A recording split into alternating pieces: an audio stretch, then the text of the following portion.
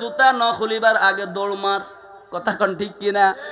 দলিল নাই, জায়গা নাই, এ ফলাইয়ারি কার দ্বারা সিন্নি খাইলা মোল্লা চিনলা না, আল্লাহ পাইলা কার দ্বারা তারেই তো মানলা না। এ বন্ধু, জায়গার মালিকানা দাবি করলে দলিল লাগবে। যদি কোন দলিল পচা গেছে, দলিল গুনে খাইছে, দলিল পোকায় খেয়ে ফেলছে, আমার কাছে কোনো দলিল নাই, ওই যে জজ আদালতের মধ্যে, সুপ্রিম কোর্টের মধ্যে মামলা দিলে উল্টা আপনাকে রিমান্ডের মধ্যে দেবে। আর যদি কোন দলিল আছে তাইলে কোনো মাইর নাই, জায়গা আপনার আছে। আমার আল্লাহ কয়, আমি যে আল্লাহ একজন কুনতু কাংজিয়ান মাখফিয়ান, আমি আল্লাহ গুপ্ত ভান্ডার, আমি আল্লাহ একজন নাসিরে দুনিয়ার মানুষ। লা তুদরিকুল আবসার ওয়া হুয়া ইউদরিকুল আবসার ওয়া হুয়াল লাতীফুল খাবীর। তোমরা দুনিয়ার চর্ম চক্ষু দিয়া আমি আল্লাহকে দেখবা না, আমি আল্লাহকে দেখার জন্য আমার নবীকে দেখো। এই জন্য আমার নবী বলেছে, আনা মেরাতুল্লাহ, আমি নবী হইলাম আল্লাহ দেখার আয়না। জোরে কান সুবহানাল্লাহ। এ বন্ধু, আমার দয়াল নবী যদি ময়রা পয়চা গইল্লা মাটির সঙ্গে মিশা যায়, দলিল যদি না থাকে, সম্পদের মালিকানা দাবি করন যাইবনি? কথা কয় না যাইবনি? আমার ভাইয়ারা, বন্ধুরা রে, ওই বাতিলরা কয় নবী কিভাবে কবরে আসবে, যে কথাটা আমি বলতে চেয়েছিলাম। বেশি দূরে যাইতে হবে না, হাটহাজারি যাবেন। হাটহাজারি গেলে ইমাম আহলে সুন্নাত গাজীউদ্দিন মিল্লাত ইমাম শেরে বাঙ্গালা আল কাদেরী রাহমাতুল্লাহি আলাইহির রওজা শরীফের দিকে একটু লক্ষ্য রাখবেন। এখন তো আবার বাতিলরা ফতোয়া লাগাইছে, নতুন ফতোয়া ডেলিভারি দিছে। আমার দয়াল নবীজির রওজাকে রওজা বলা যাবে না, কবর বলতে হবে। ওলি আল্লাহদের মাজারকে মাজার বলা যাবে না, রওজা বলা যাবে না, কবর বলতে হবে। কয় কারণটা কি? কয় কারণ হইল কোরআনে যত জায়গায় আসছে সব জায়গায় আসছে, কবর রওজা আসে নাই। কানার গড়ের কানা, আমি আমার নোয়াখাইল্লা ভাষায় কই, ইরে ফকিন্নির ফোলা, কোরআনের মধ্যে রওজা আছে তোর কপালে নাই, কোরআনের রওজা আছে তোর চোখে নাই। আমার আল্লাহ 25 পারার মধ্যে কয়, ওয়াল্লাযীনা আমানু ওয়া আমিলুস সালিহাতি ফি রাউদাতিল জান্নাত লাহুম মা ইয়াশাউনা ইনদা রাব্বিহিম যালিকা হুয়াল ফাদলুল কাবীর। যারা ঈমানদার, যারা সৎ কর্মশীল, তাদের জন্য আমার আল্লাহ রেখেছে জান্নাতের মধ্যে বাগান, জান্নাতের মধ্যে উদ্যান, অর্থাৎ জান্নাতের রওজা রেখেছেন। আর আমার নবী বলেছেন, মা বাইনা বাইতি ওয়া মিনবারি রাউদাতুম মিন রিয়াদিল জান্নাহ। আমি নবীর ঘরের মাঝখান, আমি নবীর ঘর থেকে আমার মিম্বার পর্যন্ত যে জায়গাটা আছে, এই জায়গাটা হলো জান্নাতের বাগান। জোরে কান সুবহানাল্লাহ। আমার ভাইরা, বন্ধুরা, ইমাম শের বাংলার রওজায় যাবেন, মাজারে যাবেন, যেটাই বলেন, ওনার মাজারটা কিন্তু আমাদের স্বাভাবিক মানুষের কবরের মতো নয়। ইমাম শের বাংলা আল কাদেরী রহমাতুল্লাহি আলাইহি, উনিও প্রমাণ দিচ্ছে আমার নবী জিন্দা, আমার নবী আসতে পারে। ইন্তেকালের 40 দিন আগ পর্যন্ত ইমাম শের বাংলা কথা বলে না। ওনার সন্তানেরা কয়, আব্বা জান আপনি কথা বলছেন না কেন? ওহাবিরা বলবে ইমাম শের বাংলা বোবা হয়ে গেছে। ও আব্বা আপনি কথা বলেন।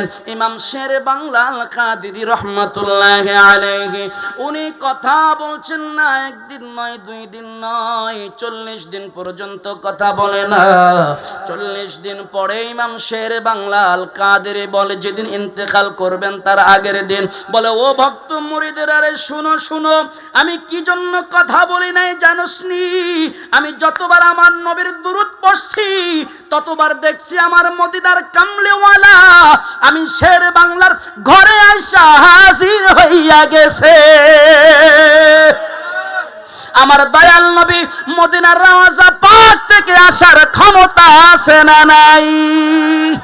আমার ভাইরা, বন্ধুরা, ও বন্ধু, ইমাম শের বাংলা বলে, আমি যতবার দয়াল নবীকে সালাম দিয়েছি, আমার দয়াল নবী ততবার আমার ঘরের মধ্যে এসে হাজির হয়ে গেছে। ইমাম শের বাংলাল কাদরি বলে, ও ভক্ত মুরিদেরা আমার শোনো, ও ভক্ত মুরিদেরা শোনো, দুনিয়ার মানুষের কবর 3.5 হাত করো, কিন্তু আমি শের বাংলার কবর 3.5 হাত করবা না। কয় আব্বা জান, আপনার কবর কতটুকু করব? কয় আমি শের বাংলার কবর করবা, মানুষ একজন দাঁড়াইলে মাথার উপর পর্যন্ত যতটুকু হয় ততটুকু করবা। কয় এর কারণটা কি? কয় এর কারণ হইল আমার ইয়াকিন ও বিশ্বাস আছে, আমার আকীদা আছে, আমার দয়াল নবী কবরে আসবে। আমার দয়াল নবী যদি কবরে আসে, আমি শের বাংলা কিভাবে বসে থাকবো? আমি যেন ইয়া নবী সালাম আলাইকা বলে দাঁড়াইয়া আমার দয়াল মুস্তাফাকে সালাম দিতে পারি। জোরে কান সুবহানাল্লাহ,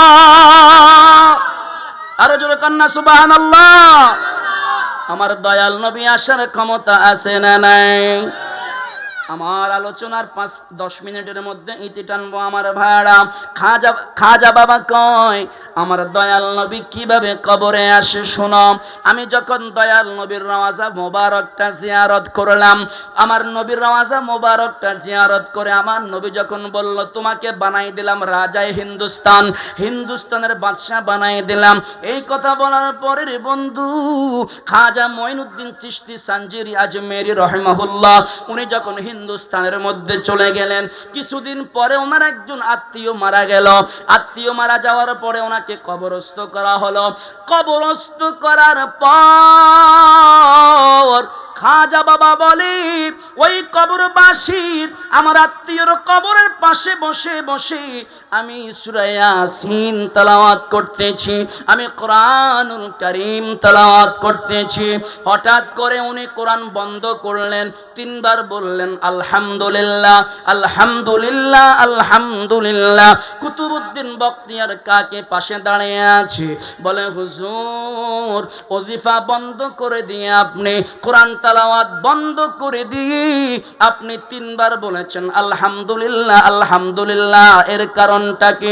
বলে এর কারণটা হলো যেই মুরিদের যেই লোকটার কবরের পাশে আমি বসে বসে ওজিফা পড়ছি, এই লোকটা হলো আমার একজন পীর ভাই।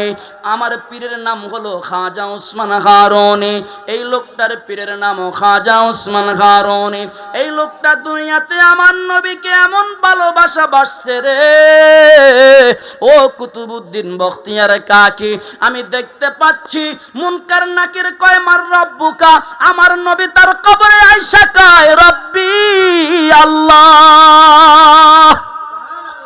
মুনকার নাকির কয় ওমা দীনুকা, আমার নবী বলে দ্বীনে আল ইসলাম। অর্থাৎ ওই লোকের সওয়ালের জবাবগুলা আমার দয়াল নবীজি দান করেছেন। জোরে কান সুবহানাল্লাহ। বিজ্ঞানীদের বিজ্ঞানী আঙ্গ নবীজি বলেন, বিজ্ঞানীদের বিজ্ঞানী আঙ্গ নবীজি।